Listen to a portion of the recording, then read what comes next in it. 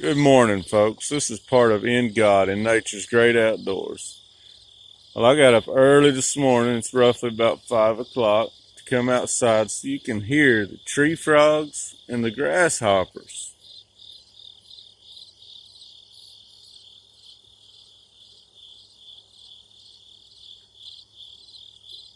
And I tell you what, sharing a morning cup of coffee with these critters is sure a blessing.